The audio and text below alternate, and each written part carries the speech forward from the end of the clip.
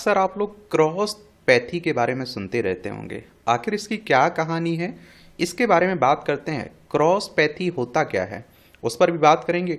और cross pathy को बढ़ावा देने की क्या कारण है, उन पर भी बात करेंगे। और भारत में क्रॉस पैथी के संबंध में क्या चिंताएं हैं, उनके चिंताओं को भी हम लोग देखेंगे। और देखिए, इस तरह के टॉपिक से आपके एग्जाम में क्वेश्चंस पूछे जाते हैं, चाहे आप लोग सिविल सर्विस एग्जाम की तैयारी कर रहे हो, स्टेट पीसीएस एग्जाम की तैयारी कर रहे हो, या फिर किसी वनडे एग्जाम की तैयारी कर रहे हो। मैं इसीलिए तो कहता हूं कि आप लोग जिस भी एग्जाम की तैयारी कर रहे हो उसके पुराने क्वेश्चंस पेपर और सिलेबस पैटर्न उठाकर जरूर देखा करिएगा, समझा करिएगा। तो आप देखेंगे इसमें कि क्रॉस पैथी का तात्पर्य स्वास्थ्य देखभाल पेशेवरों द्वारा अपनी विशेषज्ञता की मान्यता प्राप्त दायरे से बाहर दवा लिखने या फिर अभ्यास करने से है। विशेष रूप से इसमें वैकल्पिक चिकित्सा प्रणाली जैसे आयुर्वेद, योग और प्राकृतिक चिकित्सा, यूनानी, सिद्ध और होम्योपैथी आयुष के चिकित्सक शामिल होते हैं, जो आमतौर पर एलोपैथिक आधुनिक चिकित्सा के लिए आरक्षित उपचार निर्धारित करते हैं। चिंताओं की बात करें तो इस पद्धति की अक्सर आलोचना की जाती है, क्योंकि इससे गलत निदान, अनुचित उपचार और रोगी की सुरक्षा को खतरा हो सकता है, क्योंकि ये चिकित्सक आधुनिक चिकित्सा की विधियों एवं प्रथाओं में पूरी तरह से प्रशिक्षित नहीं होते हैं। विनियमन और कानूनी मिसालें तो एमसीआई आचार संहिता 2002, भारतीय चिकित्सा परिषद ने भारतीय चिकित्सा परिषद अधिनियम 1956 के तहत भारतीय चिकित्सा परिषद व्यावसायिक आचरण, शिष्टाचार और नैतिकता विनियमन 2002 की स्थापना की, जो अयोग्य व्यक्तियों को गर्भपात जैसी चिकित्सा प्रक्रियाओं का संचालन करने या फिर चिकित्सा क्षमता प्रमाण पत्र जारी करने से प्रतिबंधित करता है। इसमें यह भी प्रावधान है कि योग्य चिकित्सक चिकित्सा कार्यों के लिए गैर योग्य कर्मियों को नियुक्त नहीं कर सकते हैं। सर्वोच्च न्यायालय की निर्णय तो 1996 के एक ऐतिहासिक मामले पूनम वर्मा बनाम अश्विनी पटेल में भारत के सर्वोच्च न्यायालय ने एक होम्योपैथ को एलोपैथिक दवाएं लिखने में लापरवाही के लिए उत्तरदायी ठहराया, और जिसके कारण रोगी की मृत्यु हो गई। न्यायालय ने फैसला किया कि क्रॉस सिस्टम प्रैक्टिस चिकित्सा लापरवाही का मामला है। बाद के निर्णयों में इसे बरकरार रखा गया, और जिसमें कहा गया कि क्रॉस पैथी केवल तभी स्वीकार्य है जब संबंधित राज्य सरकार द्वारा स्पष्ट रूप से अधिकृत किया गया हो।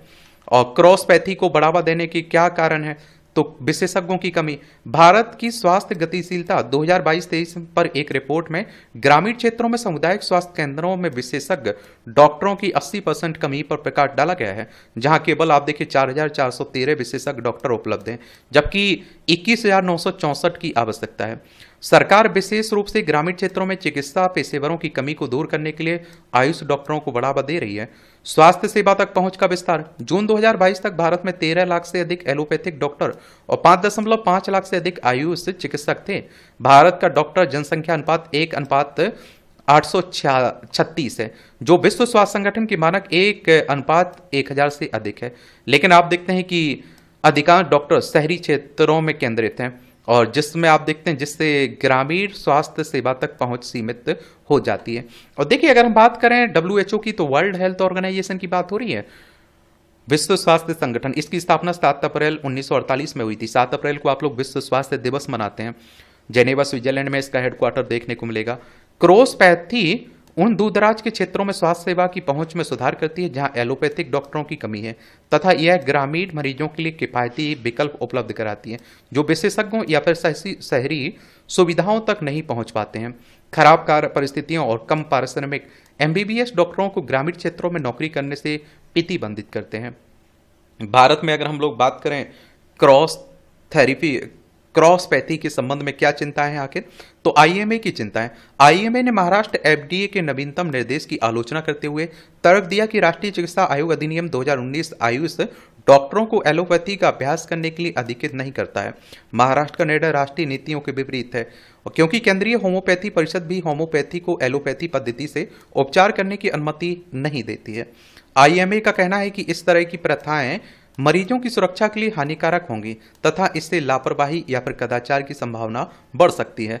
IMA का तर्क है कि यह क्रॉस पैथी को बढ़ावा देता है और तथा चिकित्सा योग्यताओं और विशेषज्ञताओं की अखंडता को कमजोर करता है। देखभाल की गुणवत्ता, तो इससे स्वास्थ्य सेवा के मानक से समझौता होता है, क्योंकि आयुष चिकित्सकों के पास आधुनिक चिकित्सा में औपचारिक प्रशिक्षण का अभाव है। अस्पताल की कार्यप्रणाली, तो यह निर्देश आयुष डॉक्टरों को एलोपैथिक भूमिकाओं में नियुक्त करने को प्रोत्साहित करता है, जो चिकित्सा नैतिकता का उल्लंघन है। और bachelor of medicine of bachelor of surgery MBBS या फिर आधुनिक चिकित्सा डॉक्टरों के लिए रोजगार के अवसरों को कम करने में योगदान भी देता है।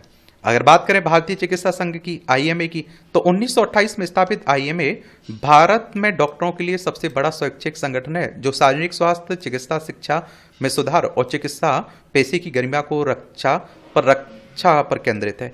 IMA का मुख्यालय नई दिल्ली में देखने को मिलेगा, जो स्वास्थ्य नीतियों को आकार देने और राष्ट्रीय स्वास्थ्य कार्यक्रमों के आयोजन में महत्वपूर्ण भूमिका निभाता है।